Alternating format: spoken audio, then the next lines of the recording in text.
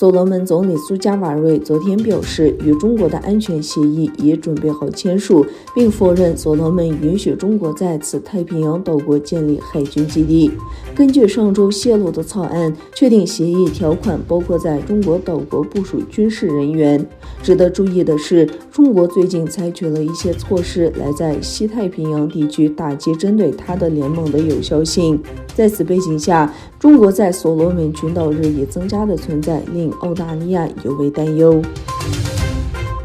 3月29日，俄罗斯和乌克兰谈判代表团在土耳其伊斯坦布尔市举行会谈。据报道，会议上就一些问题达成了共识。俄罗斯外交部发言人玛利亚·扎哈罗娃在一份声明中表示，我们非常感谢土耳其为乌俄谈判和解决总体问题所发挥的斡旋作用和努力。美国联邦通信委员会将俄罗斯巴斯基实验室、中国电信公司和中国移动公司列入对美国国家安全构成威胁的通信设备和服务的清单。根据2019年旨在保护美国通信网络的一项法律，美国联邦通信委员会于去年认定5家中国公司对美国国家安全构成威胁，它们分别是华为技术有限公司、中信通讯、海能达通信股份有限公司、杭州海康威视数字技术有限公司和大华股份。荷兰外交大臣胡克斯特拉发推文称，荷兰拘捉17名俄罗斯外交官。胡克斯特拉写道，荷兰拘捉17名在荷兰以外交身份为掩护为俄罗斯政府工作的俄罗斯情报人员。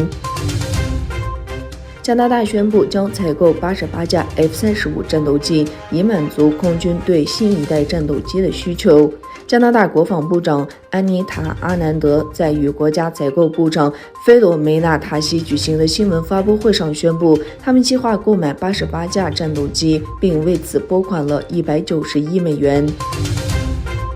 中国对维吾尔人的种族灭绝和强制同化政策受到批评之际，有研究表明，中国2013年到2020年期间初婚人数减少了 48.5%。根据育娃人口研究中心的研究结果，2013年全国初婚人数为2385万，2020年下降到1228万。经济学家梁建章在评估研究结果时指出，发达地区和欠发达地区的结婚率下降幅度相同，并表示结婚和育儿成本的增加阻碍了年轻人结婚。